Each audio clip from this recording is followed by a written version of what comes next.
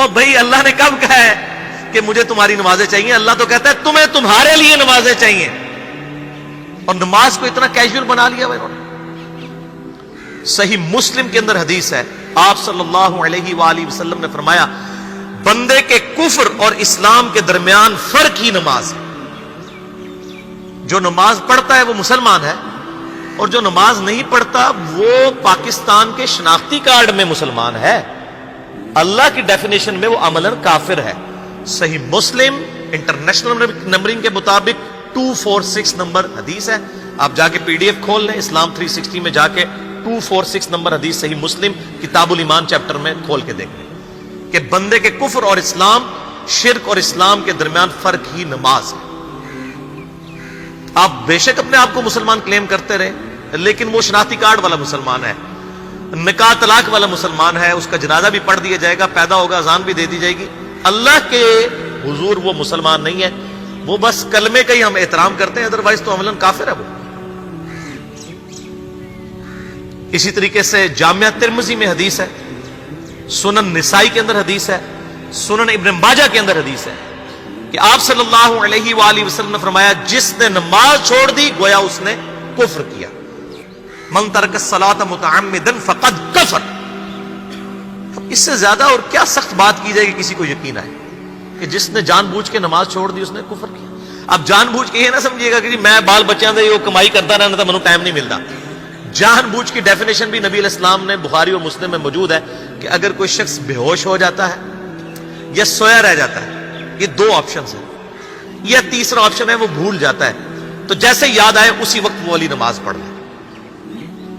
لیکن جو شخص دنیا کو ٹاپ پرائرٹی مانتا ہے، اپنا آفس چھوڑنے کے لیے تیار نہیں، اپنا کلینک چھوڑنے کے لیے تیار نہیں ہے، اور اپنی دکان چھوڑنے کے لیے تیار نہیں ہے نماز کے لیے، تو ظاہر ہے کہ وہ تو اپنے آپ کو دھوکہ دے رہے ہیں. اللہ تعالیٰ تو اپنے معاملات کے اندر بالکل اسٹریٹ فارورڈ ہے. بالکل یہ ذہن میں رکھ لیں. جامعہ ترمذی میں صحیح سند کے ساتھ موجود ہے، عبداللہ بن شفیق تابعی رحمہ اللہ تعالیٰ کہتے ہیں کہ صحابہ کرام علیہم رضوان صرف نماز کے چھوڑنے کو ہی اعمال میں سے کفر سمجھتے تھے. یعنی وہ کسی کو نماز پڑھتا ہوا دیکھتے تھے تو کہتے تھے یہ مسلمان ہے، اور کسی کو نماز پڑھتا ہوا نہیں دیکھتے تھے تو وہ کہتے تھے یہ کافر ہے. یہ جامعہ ترمذی ہے، یہ کوئی سٹوری بک نہیں میں سنا رہا آپ کو. مسند احمد میں صحیح سند کے ساتھ حدیث ہے، نبی صلی اللہ علیہ وآلہ وسلم نے معاذ ابن جبل سے فرمایا معاذ اللہ کے ساتھ کسی کو شریک نہ ٹھہرانا، خواہ تمہارے ٹکڑے ٹکڑے کر دیے جائیں، تمہیں سولی پہ چڑھا دیا جائے، تمہیں آگ میں جلا دیا جائے، اللہ کے ساتھ کسی کو شریک نہ ٹھہرانا. اور معاذ نماز بھی نہ چھوڑنا، کیونکہ جس نے نماز چھوڑ دی اللہ تعالیٰ کے ذمہ کرم سے وہ نکل گیا، اللہ کے حضور اس کے لیے کوئی حصہ نہیں ہے جس نے نماز چھوڑ دی. کتنا کرٹیکل ایشو ہے. اور اسی طریقے سے مسند احمد میں ہی ایک اور حدیث ہے کہ آپ صلی اللہ علیہ وآلہ وسلم نے فرمایا جس شخص نے اپنی زندگی میں نماز کی حفاظت کی، قیامت والے دن وہ نماز اس کے لیے نور ہوگی، نجات ہوگی، اور اس کے حق میں دلیل ہوگی. اور جس نے نمازوں کی حفاظت نہیں کی اس کے لیے قیامت والے دن کوئی نجات، کوئی نور اور کوئی دلیل نہیں ہوگی، الٹا اس کا حشر قارون، فرعون اور ابی ابن خلف کے ساتھ ہوگا والعیاذ باللہ تعالی. یہاں تو ہم کہہ دیتے ہیں یا اللہ جو کچھ بھی ہے تیرے محبوب کی امت سے ہے، یعنی یا اللہ ہم نے تو اپنی اصلاح کوئی نہیں کرنی، ہمیں اسی طریقے سے ہی قبول کر لیں والعیاذ باللہ تعالی. اور کچھ ویسے علماء کا بھی اس میں بڑا برا کردار ہے کہ انہوں نے نماز کو بھی اتنا مشکل فرض بنا کے پیش کیا ہے کہ ایک عام آدمی کے لیے، اور جو دنیاوی معاملات کے اندر بھی انوالو ہے، اور کسی ایسی عورت کے لیے جس کے کئی بچے ہیں، مطلب اس روٹین کے اندر اس نماز کو مینج کرنا مشکل ہو جاتا ہے. ہمیں تو عشاء کی صرف 17 رکعتیں بتا دی گئی ہیں، حالانکہ 24 گھنٹے کے اندر ٹوٹل نماز کی رکعتیں 17 ہیں جن کی اکاؤنٹیبلٹی ہے. اور میں یہ بڑے یعنی وثوق کے ساتھ ایک ذمہ دار مبلغ کی حیثیت سے یہ بات کر رہا ہوں. آپ صحیح بخاری اور صحیح مسلم کھول کے دیکھ لیں، فرض نمازوں کی تعداد جو ہے وہ 5 آئی ہے، اور ان کی رکعتوں کی تعداد بھی بیان ہو گئی ہے. فجر کے 2 فرض، ظہر کے 4 فرض، عصر کے 4، مغرب کے 3 اور عشاء کے 4. اور سفر میں سارے 2 فرض ہیں، مغرب کے 3. یہ ٹوٹل 17 رکھتے ہیں جن کی اکاؤنٹیبلٹی. باقی جنہ گڑ پاؤ گے انہ میٹھا، وہ ساری نفلی عبادت ہے. وہ بخاری اور مسلم دونوں میں حدیث ہے، جس نے فرض کے علاوہ 12 رکعتوں میں استقامت کی اور وہ 12 رکعتیں آپ صلی اللہ علیہ وآلہ وسلم نے پڑھ کے بھی بتائیں.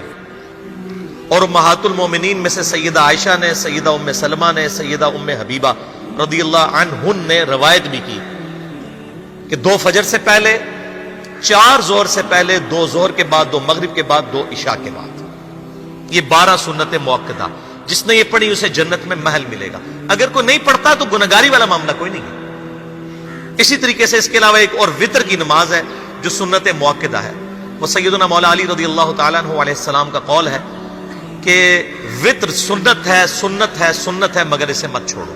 ہے سنت ہے لیکن تاکیدی ہے. آپ صلی اللہ علیہ وآلہ وسلم نے سفر میں بھی وطر اور فجر کی 2 سنتیں پڑھی ہیں، لیکن یہ صرف افضلیت کے اعتبار سے تاکیدی ہیں، ان کی کاؤنٹیبلٹی کوئی نہیں ہے.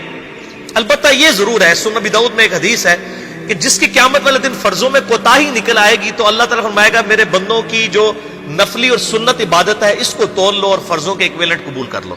تو آپ اگر یعنی سنتیں پڑھیں گے تو اس کے ایکویلنٹ نفلوں کی کوتاہی پوری ہو جائے گی، ادروائز اکاؤنٹیبلٹی اس کی کوئی نہیں ہے. یہ ذہن میں رکھیے گا.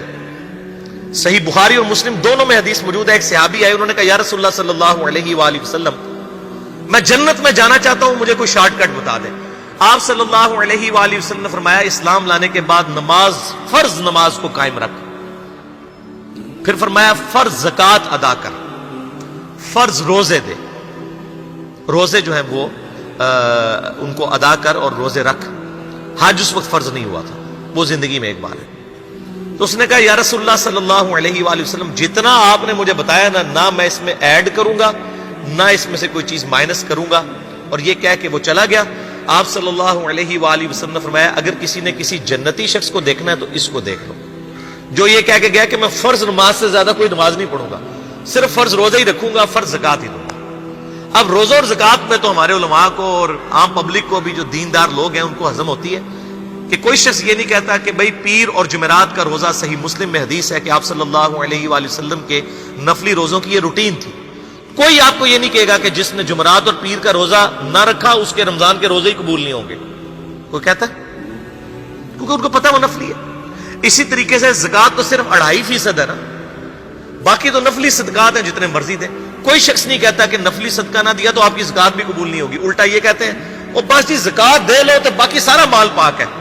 لیکن جب فرض نماز کی باری آتی ہے تو اس وقت وہ 12 رکھتے بھی سنت موقدہ بیچ میں گھسیٹ دیتے ہیں. وہ بھی صرف فضیلت ہے. ٹوٹل 17 رکھتے ہیں، 2 فجر کی، 4 ظہر، 4 عصر، 3 مغرب، 4 عشاء. یہ میں کو اپنے لیے گراؤنڈ نہیں بنا رہا، میں تو الحمدللہ اس کے علاوہ بھی نفلی عبادت کرتا ہوں. لیکن میں بتا رہا ہوں خدا کے لیے لوگوں کو دین ایسا مشکل نہ پیش کریں کہ جو نبی علیہ السلام نے امت کو وہ دین نہیں دیا ہوا. اپنی مرضی سے انجیکٹ نہ کریں دین، لوگوں کے لیے مشکلات نہ کھڑی کریں، ان کو فرض نماز تک رکھیں. پھر انشاءاللہ کئی لوگوں کو میں نے اس نے نماز شروع کروائی، انہوں نے سنت نماز بھی، نوافل بھی شروع کر دی ہیں. لیکن آپ کم از کم وہ ڈیٹم لیول تو اچیو کروائیں لوگوں کا. لیکن فرض نماز کی باری آتی ہے کہتے ہیں جی سنتے بھی حصہ ہے. کہاں سے میرے بھائیوں حصہ ہے؟ وہ 17 رکھتے ہیں. سنتیں پڑھیں گے ثواب ہے، نہیں پڑھتے گناہ کوئی نہیں ہے. تو کم از کم فرض تو ادا کریں. اس کے لیے آپ کو ٹوٹل 24 گھنٹے میں میرا خیال ہے 40 منٹ بھی نہیں چاہیے فرض پڑھنے کے. تو اس کے اوپر تو استقامت کم از کم ہم اختیار کریں. اور چھوٹی چھوٹی جو نٹی گٹیز ہیں ان کو تو ہم نے اتنا فالو کیا ہوا ہے، اور فرض نماز کے بارے میں ہم اتنے کیجول ہو جاتے ہیں. تو یہ فرض نماز کی امپورٹنس اس حوالے سے ضروری تھی، اس لیے میں نے ساتھ ہی بیان کر دی.